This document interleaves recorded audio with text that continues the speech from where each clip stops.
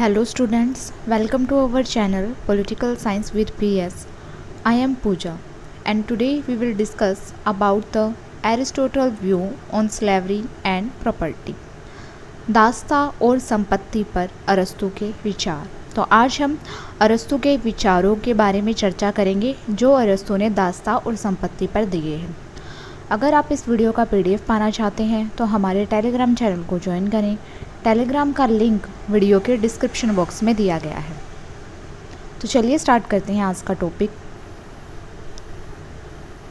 सबसे पहले दास प्रथा संबंधी विचारों के बारे में हम जानेंगे जो अरस्तू ने दिए हैं। यूनानी जगत में दास प्रथा सामाजिक जीवन का आवश्यक अंग थी। घरेलू और श्रम संबंधी कार्य दासों के द्वारा ही किए जाते थे। अरस्तू के दास प्रथा संबंधी विचार उसकी रूढ़िवादिता को दर्शाते हैं क्योंकि अरस्तू ने दास प्रथा का समर्थन किया था। इस अमानवीय प्रथा के विरुद्ध सोफिस्ट विद्वानों ने सबसे पहले यूनान में आवाज़ उठाई। सोफिस्टों ने कहा था कि मनुष्य स्वतंत्र पैदा हुआ है। रूसो ने भी कहा था मनुष्य स्वतंत्र पैदा हुआ है लेकिन वह हर जगह बेड़ियों में जकड़ा हुआ है। सभी मानव समान होते हैं और इसलिए समाज से दास प्रथा का बहिष्कार किया जाना चाहिए। लेकिन अरस्तू जैसे विद्वानों ने सोफिस्ट विचारकों का विरोध करते हुए इसे ग्रीक सभ्यता की उन्नति के लिए आवश्यक बताया। अरस्तू ने दास प्रथा का समर्थन किया है। अरस्तू के अनुसार दास प्रथा न्यायोचित है। जिस प्रकार मनुष्य संपत्ति रखता है उसी प्रकार दास भी रखता है। उसके अनुसार संपत्ति दो प्रकार की होती है, सजीव संपत्ति और निर्जीव संपत्ति। सजीव संपत्ति में दास आते हैं और निर्जीव संपत्ति में भूमि, घर और अचल संपत्ति आती है। अरस्तू दास को पारिवारिक संपत्ति और सदस्य मानता है। वह मानता है कि दास परिवार के लिए बहुत आवश्यक है क्योंकि वह परिवार की आवश्यकताओं की पूर्ति करने में उनकी सहायता करता है। दास कौन है? इस संबंध में अरस्तू का कहना है कि जो व्यक्ति प्रकृति से अपना नहीं अपितु दूसरों का है लेकिन फिर भी आदमी है वह प्रकृति से दास है। वह आदमी जो अपना नहीं बल्कि दूसरों का है वह दास है। दासता के पक्ष में अरस्तू के विचार हैं। अरस्तू ने दास प्रथा का समर्थन किन किन आधारों पर किया है उनके बारे में चर्चा करेंगे। सबसे पहला आधार अरस्तू ने बताया कि दासता प्राकृतिक है। अरस्तू का मानना है कि दासता स्वाभाविक है। प्रकृति ने मनुष्य को दो भागों में बांटा है। प्रकृति द्वारा यह विभाजन बुद्धि, योग्यता, क्षमता और गुण के आधार पर किया जाता है। प्रकृति द्वारा विभाजन है सबसे पहले शासन करने का गुण स्वामी में होता है और आज्ञा मानने का गुण दास में होता है। तो प्रकृति ने मनुष्य को दो भागों में बांटा, स्वामी और दास में। स्वामी जिसमें शासन करने का गुण होता है और दास जिसमें आज्ञा मानने का गुण होता है। स्वामी में बौद्धिक बल की प्रधानता होती है और दास में शारीरिक बल की प्रधानता होती है। अरस्तू के अनुसार प्रकृति स्वतंत्र मनुष्य और दास के शरीरों में भेद करती है। दास के शरीर को सेवा भाव के लिए बलवान बनाती है, उसमें शारीरिक बल की प्रधानता होती है। और स्वतंत्र पुरुष यानी स्वामी के शरीर को सीधा और सरल बनाती है और उसमें बौद्धिक गुणों की प्रधानता प्रदान करती है। इस प्रकार दास जो है उसमें शारीरिक बल की प्रधानता प्रकृति द्वारा दी गई है और स्वामी में बौद्धिक बल की प्रधानता दी गई है। दूसरा आधार है दोनों पक्षों के लिए लाभकारी है। दासता जो है वो स्वामी और दास दोनों के लिए ही लाभकारी है क्योंकि स्वामी को शासन करना होता है जिसके लिए उन्हें नैतिक और बौद्धिक विकास के लिए समय और विश्राम की आवश्यकता होती है और यह समय और विश्राम उन्हें तभी मिल सकता है जब दास उसके लिए घर के कार्यों को करे। उसके आधे कार्यों को दास करे तभी उसे समय मिल सकता है। और दास जो है वो विवेक शून्य और निर्बुद्धि होता है। विवेक के अभाव में वो संयम और ज्ञान से परिचित नहीं हो पाता है। दासों का कल्याण केवल तभी हो सकता है जब वे योग्य, संयमी और विवेकपूर्ण शासकों यानी स्वामियों के संरक्षण में रहे। इस प्रकार दास प्रथा जो है वो दास और स्वामी दोनों के लिए ही लाभदायक है क्योंकि स्वामी को अपने लिए समय मिल जाता है और दास को योग्य संरक्षण मिल जाता है। तीसरा आधार है दासता नैतिक है। अरस्तू ने अपने सिद्धांत में दासता को नैतिक रूप दिया। अरस्तू दासता को नैतिक इस आधार पर मानता है क्योंकि यह दासों के नैतिक विकास के लिए जरूरी है। स्वामी का कर्तव्य है दासों के प्रति दयालु, स्नेह और प्रेम की भावना रखना, और दास का कर्तव्य है स्वामी की आज्ञा का पालन करना। स्वामी के सानिध्य में रहकर ही दास का नैतिक और व्यक्तित्व विकास संभव है। तो ये अरस्तु ने दास प्रथा के संबंधों में अपने कुछ आधार दिए हैं। अब हम दासता के प्रकारों के बारे में देखते हैं। अरस्तु ने दासता के 2 प्रकार बताए हैं, प्राकृतिक दासता और वैधानिक दासता। प्राकृतिक दासता वे व्यक्ति जो जन्म से ही मंदबुद्धि, अकुशल और अयोग्य होते हैं, वे प्राकृतिक या स्वाभाविक दास होते हैं। प्रकृति ने ही उन्हें ऐसा बनाया है कि वो किसी की दासता करें। ये व्यक्ति प्रकृति द्वारा ही शासित होने के लिए बनाए जाते हैं। दूसरा है वैधानिक दासता। इसके अतिरिक्त युद्धबंदी भी दास बनाए जा सकते हैं। एक तो है प्राकृतिक रूप से जो प्रकृति ने ही बना दिए, और दूसरे हैं युद्धबंदी करके दास बनाए जाते हैं। यह दासता वैधानिक दासता कहलाती है। प्राचीन काल में युद्धबंदियों को दास बनाने की प्रथा प्रचलित थी। युद्ध में हार जाने पर किसी भी व्यक्ति को दास बनाया जा सकता था। तो ये दासता के 2 प्रकार, प्राकृतिक और वैधानिक दासता। अब इन दोनों में अंतर देखते हैं। प्राकृतिक दासता के आधार हैं मानसिक गुण, मतलब उनका मानसिक संतुलन ही ऐसा होता है, वो मानसिक रूप से होते ही ऐसे हैं कि वो दासता के लिए ही प्रकृति द्वारा बनाए गए होते हैं। और वैधानिक दासता में जो दास आते हैं वो विजय प्राप्त करके आते हैं, युद्ध में विजय प्राप्त करके युद्धबंदियों को दास बना लेते हैं। प्राकृतिक दासता स्वाभाविक है, लेकिन वैधानिक दासता परंपरागत है। ये परंपरा चली आ रही है कि युद्ध में जो पक्ष हार जाता है उनको युद्धबंदी बनाकर अपना दास बना लिया जाता है। तीसरा आधार मानव स्वभाव का प्रतिफल है। प्राकृतिक दासता मानव स्वभाव का प्रतिफल है कि मानव का स्वभाव ही ऐसा है, और वैधानिक दासता युद्ध का प्रतिफल है, युद्ध में हारने के बाद ही बंदी बनाया जाता है। चौथा आधार है आंतरिक। प्राकृतिक दासता आंतरिक होती है, अंदर से होती है, यानी उसके अंदर ऐसे गुण होते हैं कि वो दास होने के योग्य होता है, यानी दासता के लिए उसका जन्म हुआ है। और वैधानिक दासता बाहरी होती है, अंदर से उसके ऐसे गुण नहीं होते कि उसे दास बनाया जाए, लेकिन उसे बल और शक्ति का प्रयोग करके बाहरी रूप से दास बना लिया जाता है। तो ये थे प्राकृतिक दासता और वैधानिक दासता में अंतर। दास प्रथा में सुधार के लिए सूत्र भी बताए हैं अरस्तु ने दास प्रथा का समर्थन जरूर किया है, लेकिन दासों के प्रति किसी भी अमानवीय व्यवहार की निंदा करता है। अरस्तु ने दासों के प्रति किए जाने वाले मानवीय व्यवहार के लिए निम्नलिखित सूत्र बताए हैं। सबसे पहला है, स्वामी का ये कर्तव्य है कि वह दास की भौतिक और शारीरिक सुविधाओं का ध्यान रखे। जो स्वामी अपने लिए दास रखता है उसका यह कर्तव्य भी है कि वो दास की भौतिक और शारीरिक सुविधाओं का भी ध्यान रखे। अपनी मृत्यु के स्वयं स्वामी को अपने दासों को मुक्त कर देना चाहिए। जब स्वामी की मृत्यु निकट हो तो उसे अपने सभी दासों को मुक्त कर देना चाहिए। तीसरा सूत्र है, दासों को उनकी कार्यक्षमता के अनुसार ही काम देना चाहिए। जितना काम करने के योग्य हो उसके अनुसार ही दासों को काम देना चाहिए। चौथा सूत्र है, स्वामी को इस बात का भी ध्यान रखना चाहिए कि दासों की संख्या सीमित रहे। दासों की संख्या ज़्यादा ना हो, जितने दास पर्याप्त हों काम करने के लिए उतने ही रखे जाएं। पांचवा सूत्र है, दासों के प्रति अमानवीय व्यवहार करने वाले स्वामी को राज्य द्वारा दंडित भी किया जाना चाहिए। यदि कोई स्वामी अपने दासों के साथ अमानवीय व्यवहार करता, उसके साथ अत्याचार करता है, तो राज्य को यह अधिकार होना चाहिए कि वो स्वामी को दंड दे सके।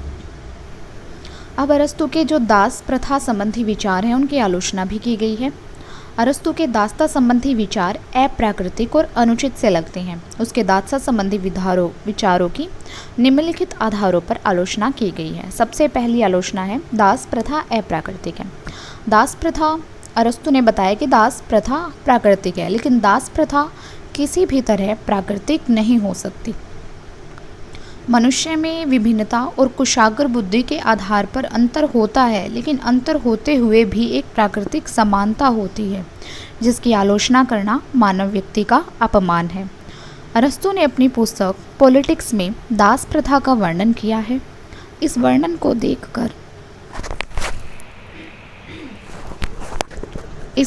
देखकर मैक्सी कहता है, इस पुस्तक को भी अवैध घोषित कर देना चाहिए। इसलिए दास प्रथा प्राकृतिक नहीं मानी जा सकती। तो दास प्रथा अप्राकृतिक है, इस आधार पर अरस्तू की आलोचना की गई है। दूसरी आलोचना है समाज में संघर्ष और अशांति की संभावना। आलोचकों का मानना है कि समाज का बुद्धिमानों और बुद्धिहीनों के आधार पर स्वामी और दास, शासक और शासित में विभाजन करना खतरनाक है। इससे समाज में असंतोष, अशांति और अराजकता को ही बढ़ावा मिलेगा और समाज में संघर्ष की स्थिति उत्पन्न हो जाएगी। तीसरी आलोचना है अवैज्ञानिक है। अरस्तू इस बात को मानता है कि कुछ व्यक्ति जन्म से ही मूर्ख और मूढ़ होते हैं, परंतु इस वैज्ञानिक तथ्य को भूल जाता है कि अच्छे वातावरण, उचित दशाओं और उचित शिक्षा, अन्य साधनों को प्राप्त करने पर वे बुद्धिमानी भी हो जाते हैं। ऐसा कोई भी सिद्धांत जो मनुष्य को पशु के समान मानता हो, वैज्ञानिक कभी नहीं हो सकता।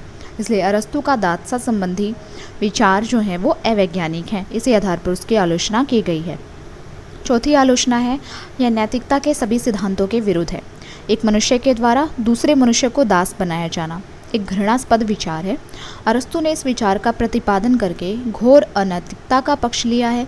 समाज में ऐसा कोई भी कार्य जो सामाजिक मानदंडों के विरुद्ध हो, नैतिक नहीं हो सकता। यह मानवता की दृष्टि से घोर अपराध है जो नैतिकता की बलि दे देता है। पांचवी आलोचना है अनुचित और अन्यायपूर्ण।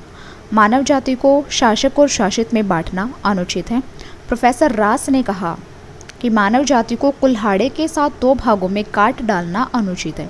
इससे भी अधिक अनुचित यह है कि अरस्तू दास को पशु और कार्य का उपकरण मानता है। अरस्तू के विचार का पक्ष यह है कि वे मनुष्य को पशु का दर्जा दे देता है और यह बिल्कुल उचित नहीं है, अन्यायपूर्ण भी है। दास को स्वामी की इच्छा पूर्ति का साधन मानना घोर अन्याय है।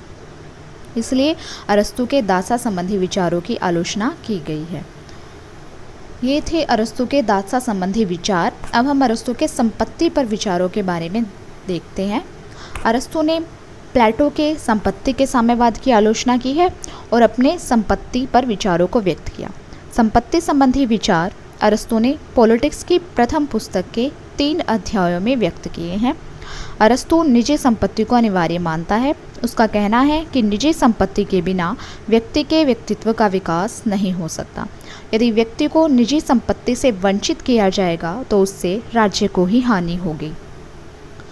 संपत्ति का अर्थ देख लेते हैं। संपत्ति को परिभाषित करते हुए अरस्तू ने लिखा है कि संपत्ति उन वस्तुओं का संग्रह है जो राज्य या परिवार में जीवन व्यतीत करने के लिए आवश्यक और उपयोगी होती हैं। संपत्ति के अंतर्गत वे सारी वस्तुएं आ जाती हैं जो परिवार के सदस्यों के दैनिक जीवन के लिए आवश्यक हैं। संपत्ति का औचित्य क्या है? अरस्तू निजी संपत्ति का प्रबल समर्थक है। उसने इसके पक्ष में कुछ तर्क दिए हैं। सबसे पहला तर्क है संपत्ति नैतिक और आध्यात्मिक वस्तु है। अरस्तू के अनुसार संपत्ति मानव में सहनशीलता, सद्भावना, उदारता, भातृभाव आदि के सद्गुण उत्पन्न करती है। अरस्तू कहता है कि न्यायपरायणता कुछ निजी संपत्ति की पूर्व कल्पना करती है। दूसरा तर्क है संपत्ति अनिवार्य है। अरस्तू संपत्ति को परिवार के अस्तित्व के लिए और समुचित कार्य चलाने के लिए मानव में सद्गुणों का विकास करने वाली वस्तु मानता है। यह जीविका है, यह राज्य और परिवार के लिए आवश्यक निर्जीव उपकरणों का संचयन है। तीसरा तर्क है आनंद प्राप्ति का साधन। अपने घर में रहने और भोजन प्राप्त करने का जो आनंद है वो ना तो किसी किराए के मकान में रहने और ना होटल में भोजन करने से प्राप्त हो सकता है। इसलिए आत्मसम्मान निजी संपत्ति पर ही निर्भर है। निजी संपत्ति व्यक्ति के व्यक्तित्व का दर्पण है। चौथा तर्क है निजी संपत्ति व्यक्ति को अवकाश प्रदान करती है। अरस्तू का कहना है कि संपत्तिहीन व्यक्ति नागरिक कार्यों में भाग नहीं ले सकता क्योंकि उसके पास अवकाश नहीं होता। संपत्ति के निजी स्वामित्व में जो उत्पादन और अवकाश संभव है वह उसके सार्वजनिक स्वामित्व में नहीं। यानी सीधा सा अर्थ है कि जब व्यक्ति निजी संपत्ति रखेगा तो वो अपने काम से अवकाश भी ले सकेगा, लेकिन वो संपत्ति रखेगा ही नहीं तो उसे हर रोज गुजारा चलाने के लिए काम करना पड़ेगा और वो अवकाश नहीं ले पाएगा। इसलिए अरस्तू निजी संपत्ति का पक्षधर है, निजी संपत्ति को आवश्यक मानता है। संपत्ति के प्रकार देख लेते हैं। संपत्ति के 2 प्रकार, सजीव संपत्ति और निर्जीव संपत्ति। सजीव संपत्ति में गाय, बैल, हाथी, घोड़े, यहाँ तक दास आदि सभी सजीव प्राणी आते हैं। निर्जीव संपत्ति में खेत, खलिहान, मकान, मुद्रा, कृषि, औजारों आदि निर्जीव वस्तुएं आती हैं। संपत्ति की विशेषताएं क्या हैं? अरस्तू के अनुसार संपत्ति की 2 विशेषताएं हैं, राज्य का संरक्षण और सामाजिक स्वीकृति, ये दोनों ही बातें जो हैं वो संपत्ति के आधार स्तंभ हैं।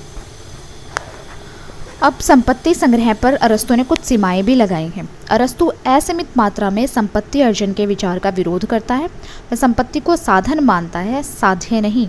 साधन को साध्य से सीमित होना चाहिए। अरस्तु का मानना है कि असीमित संपत्ति नैतिकता का हनन करती है। यह मनुष्य को उसके असल उद्देश्य से विमुख करती है। इसके चंगुल में पड़कर व्यक्ति लोभी, कृपण, विलासी और अन्य कई दुर्गुणों का शिकार हो जाता है। इसलिए जीवन को सुचारू ढंग से चलाने लायक ही संपत्ति का सर्जन करना चाहिए। अरस्तु ज़्यादा संपत्ति को इकट्ठा करने का विरोध करता है और केवल इतनी ही संपत्ति संचय करने का समर्थक है जो कि जीवन को सुचारू ढंग से चलाने में सहायक हो। संपत्ति के अर्जन के तरीके बताए हैं प्लेटो ने। सबसे पहला तरीका प्राकृतिक ढंग, दूसरा है अप्राकृतिक ढंग। प्राकृतिक ढंग में संपत्ति के अर्जन में मनुष्य प्रकृति की सहायता लेकर, परिश्रम करके, भूमि में अनाज पैदा करके और पशु चराकर संपत्ति को अर्जित करता है। भौतिक जगत की सभी वस्तुएं इसके अंतर्गत आती हैं। अप्राकृतिक ढंग, इसमें प्रकृति का कोई हाथ नहीं है। यह लाभ के लालच में अर्जित की जाती है, जैसे ऋण देकर ब्याज कमाना और व्यापार में लाभ कमाना इसके उदाहरण हैं। अब संपत्ति के विनिमय यानी आदान प्रदान के भी दो तरीके हैं, एक नैतिक विनिमय और दूसरा अनैतिक विनिमय। नैतिक विनिमय वो होता है जब संपत्ति का विनिमय न्याय सिद्धांत के अनुसार किया जाए।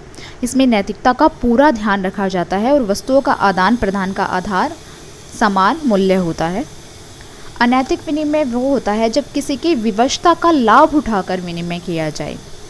जब व्यापार पर धनी वर्ग का प्रमुख होता है, व्यापार पर धनी वर्गों की प्रधानता होती है, तो इस प्रकार के विनिमय का जन्म होता है। राज्य का यह कर्तव्य है कि वह अनैतिक विनिमय पर रोक लगाए और नैतिक विनिमय को बढ़ावा दे। अब संपत्ति के वितरण की पूरी प्रक्रिया समझते हैं।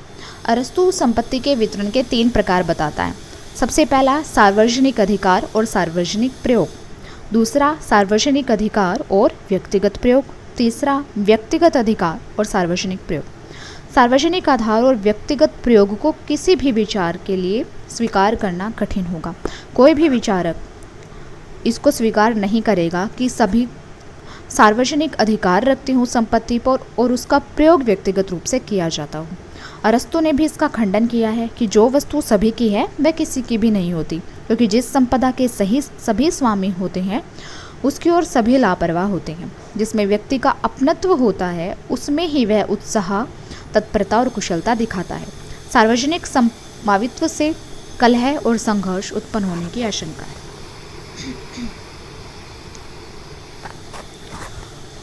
अरस्तु ने संपत्ति के तीसरे प्रकार के वितरण को लाभदायक और व्यवहारिक बताते हुए कहा कि व्यक्तिगत स्वामित्व से संपत्ति का उत्पादन बढ़ेगा, उसमें उदारता, दानशीलता और आतिथ्य सत्कार जैसे गुणों का अभ्युदय होगा।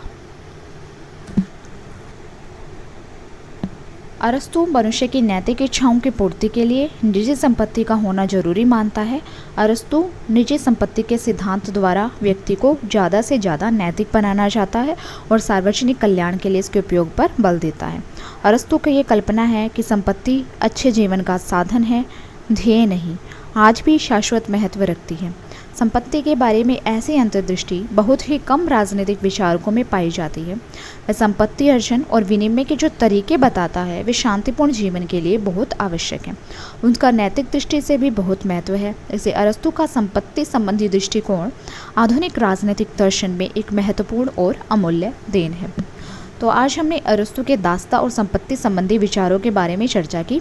अरस्तु के जो दास्ता पर विचार हैं वे बिल्कुल अमानवीयपूर्ण हैं और उनको कोई भी विचारक स्वीकार नहीं करता। लेकिन अरस्तु के संपत्ति पर जो विचार हैं वो आधुनिक राजनीतिक दर्शन की एक अमूल्य देन है। इसलिए अरस्तु के संपत्ति संबंधी विचारों का बहुत महत्व है।